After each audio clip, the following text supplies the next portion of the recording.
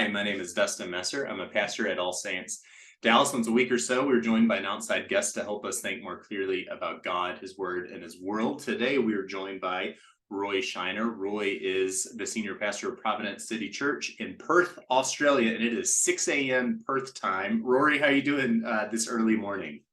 I'm very good, Dustin. How are you doing? I'm doing great. It's end of day here in Dallas, beginning of day tomorrow, I guess, in Australia. Rory, I'm going to ask you questions about the Christian faith and the weirdness of this faith that you and I share. But before I do that, how did you come to believe the Bible was true? Yeah, thank you. So, my number one credit goes to parents who both believe that the Bible was true and live that out. So, my parents were those kind of parents who were, imperfect but authentic followers of Jesus, and they taught us the scriptures growing up, and so that's inestimable. And I always want to encourage Christian parents to keep going in that, because that's been that was huge, and that was really the foundation. I think a couple of significant things in between school and university. I went to Africa and spent time there in a kind of a gap year, and that was quite an important time theologically, meeting a bunch of African Christians who knew the Bible a lot better than I did, who were across theology more than my background, which was a more not as theological, and these were people who really knew the Reformed tradition and so on. So that was very significant. And then going to university, I got involved in the Christian Union, and again, hugely faith building. The way the scripture was used there, that I guess the expository unfolding of scripture, which wasn't the tradition I came from, but that was absolutely thrilling for me to think that it was possible to preach the Bible and to make the main message of the passage the main message that you were hearing, and that really changed my life and set me on the direction for full-time Christian service. Wonderful. Well, I just taught a confirmation course for some young people here at All Saints, and I used as kind of the guide for the course this book that you co-wrote called "The World Next Door: A Short Guide to the Christian Faith," which is really an exposition of the Apostles' Creed. I've read a number of books that are kind of meant to be entryway to get people in the door. What they often have in common is they try to smooth out the rough edges of the faith, to say, this isn't a huge leap. It tries to affirm a lot of kind of the causes and beliefs that a non-believer might have. It strikes me that in your ministry, in this book, and just more generally, you don't go out of your way to make Christianity seem normal. You highlight the weirdness of the faith. Tell us a little bit about how the faith is weird and why it behooves us not to cover that up.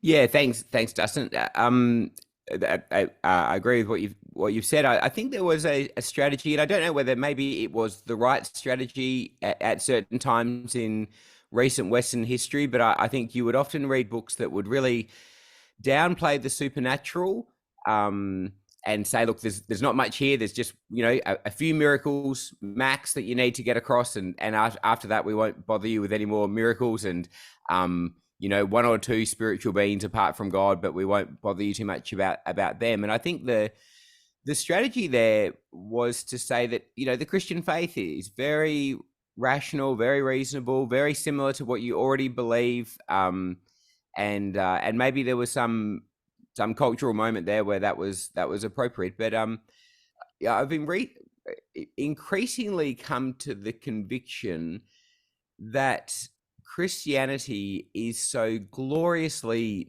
different from the thinness of secularity, of the kind of we live in this, what Charles Taylor calls this immanent frame, where everything is immanently framed, where every decision is instrumentally reasoned, and everything is disenchanted, and it's such a thin way to live life, and such an under-realized way of being in the world. And I feel like, why would we shave Christianity of the thing that it has, which is this kind of rich and um uh complicated take on the world that's really that includes wonderment, that the world is just bigger and stranger and more uh complicated and mysterious than you would otherwise think. I think that is objectively true. Like, the Christian faith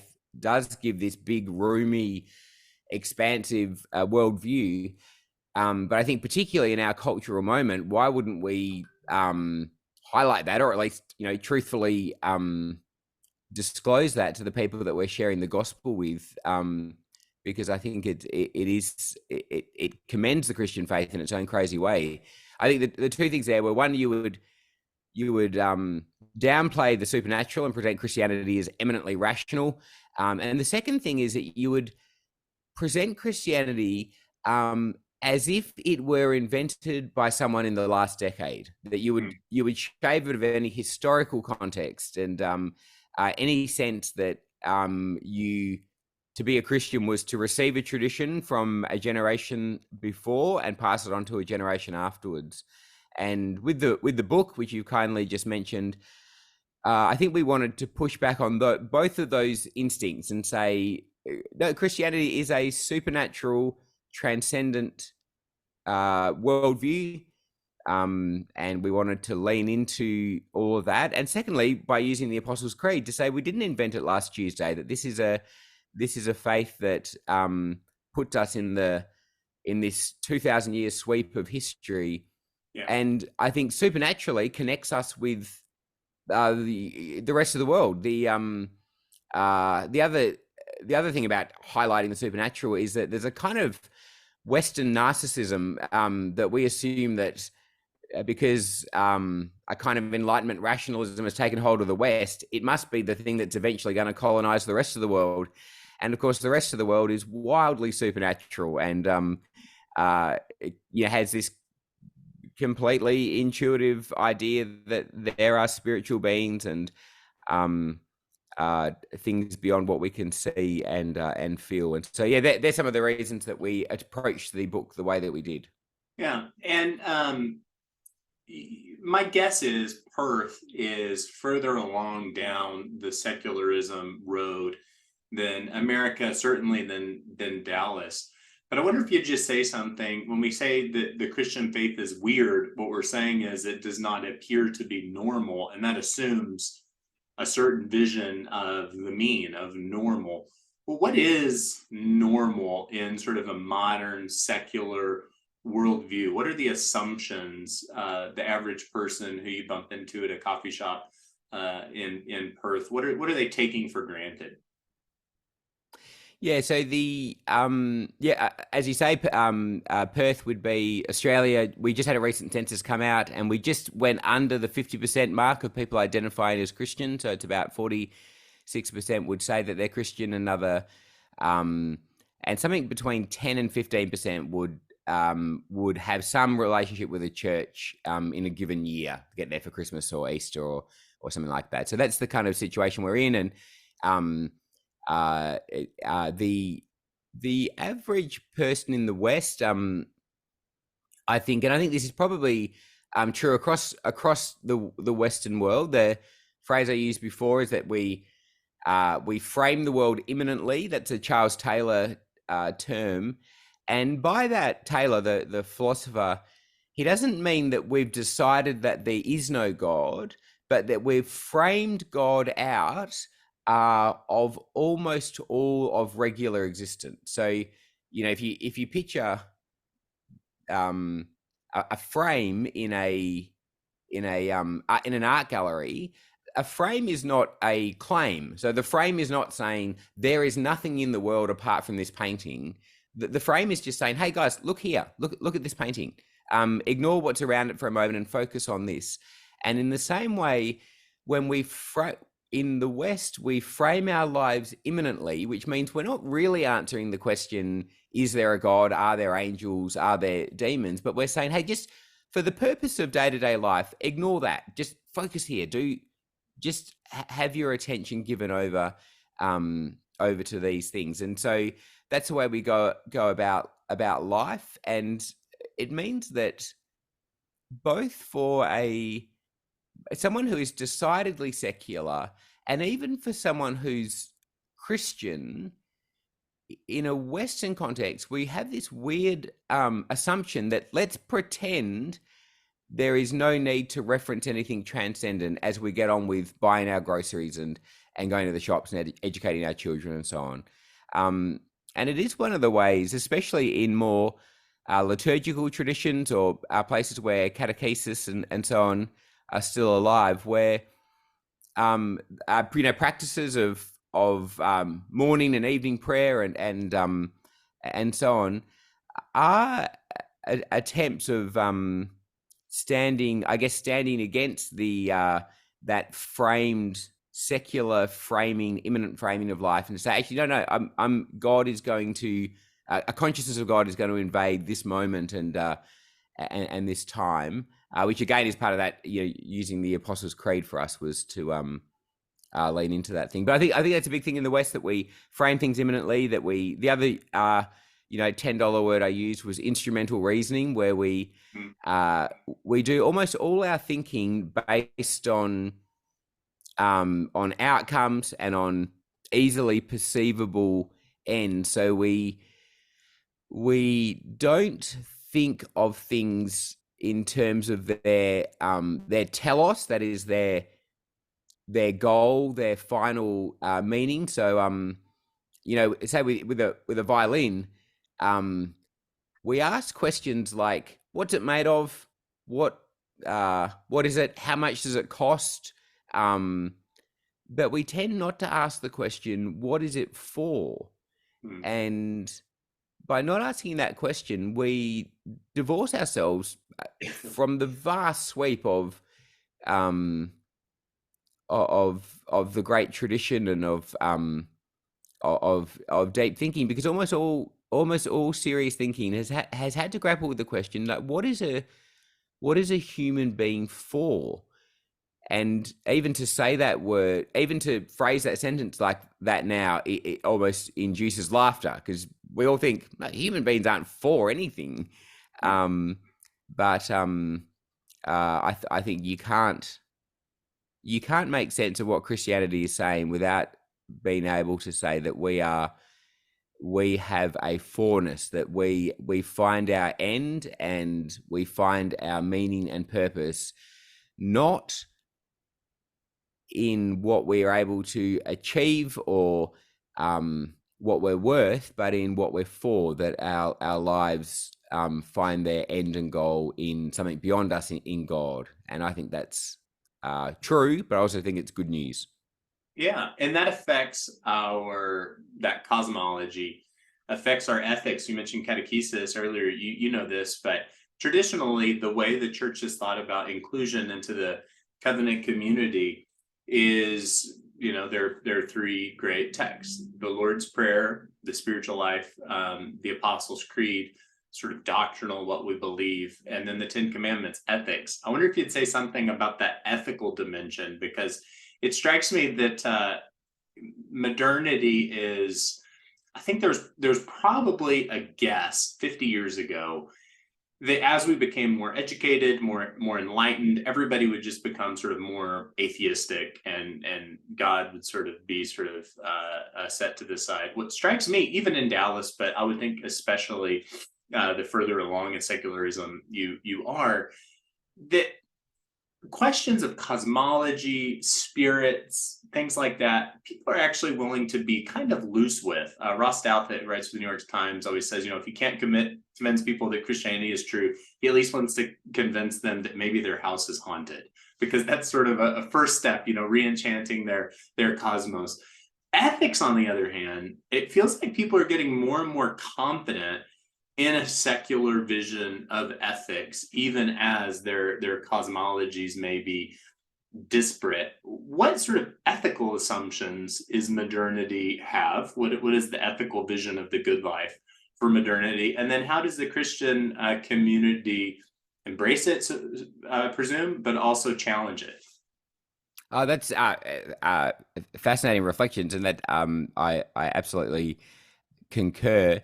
And if you think about that third pillar of catechesis with the Ten Commandments, the ethical thing, I think that is a huge point of tension with our culture, because as you say, our culture is cosmologically circumspect and so on, but it's ethically very confident and strident. And I think that would the way I would think about that is that it comes out of a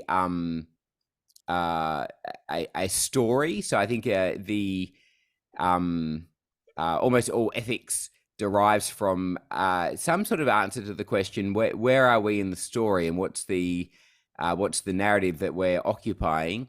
And I think the kind of salvation story that undergirds the current kind of ethical confidence of the West is a kind of what you would call the story of the expressive individual. That if you think about it as a narrative, that once upon a time there was an authentic me, but that authentic me, through external constraints, became misplaced, lost. I became out of contact with the authentic me that's in here.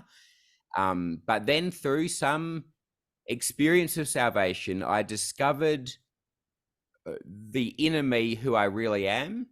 And now my salvation, my ethical stance to the world is to express that inner authentic me, and the obligation of the community around me is to praise me, to aid and abet me as I express that inner me to the world, which has some antecedents in Gnosticism, and I think the 60s, the age of authenticity, where the authentic self is the highest good is to be authentically in touch with who you are. I think that basic structure shapes the ethical considerations in the West, which means that, and if you think about that, that means we have a very low bar for duty. So doing something because it's the right thing to do, or to your duty, is almost the antithesis of being authentic and working out from yourself. And I think that's the basic kind of story out of which contemporary ethics flow. And having said all that, I wouldn't want to say that Christian ethical formation is just the opposite of that. So there is something in that. The rise of the age of authenticity, no doubt, came out of a milieu that made hypocrisy much more possible, and was in some ways cruel or whatever. So there is some sort of background story there. But I do think the Christian ethical life is something that from a church point of view, something that we needs to become part of our catechesis. I think historically, until quite recently in the West, once people either were Christians, or Christianity was the thing that they felt slightly bad about not being or not taking seriously. And so the Christian message, Billy Graham came to Australia in 1959, and it was a very significant event in Australian Christian history. Lots of people converted in 1959. But if you go back and listen to Billy Graham's sermons, every single one of them is about being born again. And there's only, 2.5 references to the new birth in the whole of the New Testament, but they were 100% of Billy Graham's sermons, because there was this shared ethical culture. Not that we lived it out, but that we all thought we should be living it out. And Billy Graham was essentially saying, hey, take Christianity more seriously, live it out, be born again. You're supposed to have a personal relationship with Jesus, and that's what And once that happened, the ethical life was more or less the assumed life anyway. Whereas now we find ourselves, as people convert to faith in Christ, having come out of um, that expressive individualism, there is a process where they're getting catechized into a new story from which they live out a new and different ethic. Yeah, and I think that explains. At the beginning, I said that your book was unusual in a way in your ministry in terms of emphasizing the weirdness. Those books and ministries of the past, which try to say, Christianity is, it's a little bit of an extra step, but not that much. It kind of makes sense. Someone you and I have thought about and both, I think, written positive things and negative things about is Francis Schaeffer. Francis Schaeffer used to talk about in the 60s and 70s that the church shouldn't be a ghetto, that the church shouldn't have a subculture, that we should, be more engaging in the world and so forth. That sort of vision totally makes sense if the world, the culture, is by and large a Judeo-Christian sort of world. In that view, the church, perhaps shouldn't seem that weird ethically and otherwise. As the culture becomes more and more alien from the church, there's an argument. I would be fascinated to know if we could talk to the ghost of Francis Schaeffer Frost out that could connect us with his ghost. If you would say those same negative things about the church being a ghetto today, or if maybe the church should be something of a subculture, should be a counterculture, assuming that's true, that the church should be more countercultural today, what are some practices, some markers of a church that could help it stand out and retain its unique flavor in this world? In other words, as our non-believing friends bump up against us, how should we live our lives such that we will stand out in this culture, which is drifting so far from its Judeo-Christian roots? Yeah, that's a great question, and I agree. I think the way I try to describe it is that to be a Christian in the West used to be that you were an intensive form of the culture. That, talking to the ghost of Francis Schaeffer, that we used to be, if you have a big circle saying, Western culture, then we were this circle within it that was saying, hey, we take this thing really seriously, and everyone else was saying, don't take it too seriously. Whereas now it's like there's a circle and we've moved outside the circle, and we are not an intensive form of the culture, but increasingly we're an alternative to the culture. And that's where I think it is a bit of whiplash for us in the West, because it hasn't been our lot for a long time to have to work out how to sustain ourselves as a cultural minority, and there's a whole dynamic there that is different from being an intensive form of the host culture.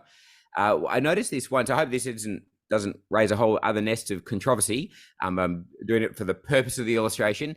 In Australia in 2016, there was a referendum which brought in same-sex marriage as a legal standing in Australia. And in the lead up to that referendum, the narrative in the press was that basically the cities will vote for it and the rural areas will vote against it. That the cities very progressive and so on, they'll all be for same-sex marriage, and the rural guys, they're 10, 15, 20 years behind the rest of us, and they won't vote for that. And that's not what happened. In fact, in Australia, the rural parts of Australia were perfectly happy with same-sex marriage. They voted for it, and the biggest votes against it were in inner city Western Sydney. And everyone thought, what is going on here? Like, surely we could rely on the inner city to vote for a progressive cause. But those areas, the areas that voted most consistently against it, were Labor voting, which would be the equivalent of the Democrats, I guess, in the States. They were Labor areas. They weren't, but they were all majority Lebanese Catholic, Lebanese Muslim, Middle Eastern communities, which means that those communities were able to sustain a view of marriage that, whether or not that's right or wrong, they had a formation, a culture, a formation, a thickness in their communities that meant that they were like, well, okay, here's an idea that you suggested 10 minutes ago. We've got a 2,000-year tradition that has an alternative take on these things. Mhm. And that's often sat with me to think, what did it take for a whole community to live out and vote in a way that was opposite to the rest of Australia? And it is to do with the thickness of those communities and their ability to access history. So if I'm a white Anglo-Celtic Australian, so I'm part of that mainstream culture, and because as a Christian, I didn't go for same-sex marriage, and I felt kind of like I was breaking faith with the tribe because the rest of my gang were all for it. But if you were in a Lebanese Catholic tradition or a Lebanese Muslim tradition in those communities, you looked at the rest of Australia and thought, oh, well, okay, you say what you want. We've got a 2,000-year take on this that's different, and I've got a whole community that forwards this. So that's a long way of saying that I think we Christians need to start to learn how to build these communities that are not just de-weirded, as unweird as possible, but places that are weird and compelling, in that kind of Narnia experience. That's what I always think. I think I want people to have that kind of experience where you open the wardrobe, in The Lion, the Witch, and the Wardrobe, and you walk in and you think, wow, here's this other world. And these guys have access to something I don't have access to, and they've put it together in a way I don't put it together, and it's strange, but it's big. Now, you asked a practical question, and I went on a big riff. So I think practically, in Christian churches, we need to think about our community being very deliberate and formative. I definitely don't think we can afford to do youth groups with all fun and games and then just like a Bible verse at the end, or a testimony or whatever. Same with church services. I think we can't afford to have. I think the idea of a seeker oriented service is a bit hopeless now. I think what we want to think in terms not of seeker oriented, but hospitality. To say, say I got invited to a Jewish Seder on a Friday night. I would hate for them to say, oh my goodness, there's a Gentile here. Let's stop what we were doing and reorient our night around what a Gentile would expect a Seder to look like. What I want is for them to say, hey, you're supposed to eat the bread now. Or, hey, come here, sit next to me. I'm going to show you how to do this. And I think our church services and our churches in general should be places that are hospitable, where we say, look, we're going to do what we're going to do. And some of these songs are going to be from a few centuries ago, and we're going to say a creed, and it's going to talk about descending into hell and stuff, but we're going to explain to you what that means on the way through, rather than think, oh my goodness, the secular guys are here. Let's make it look like they wanted it to look. And I think with growing children up in the church, so I think our church services now, youth groups and auxiliary things need to be rich in the Bible, need to be rich in the wider tradition and so on. And I think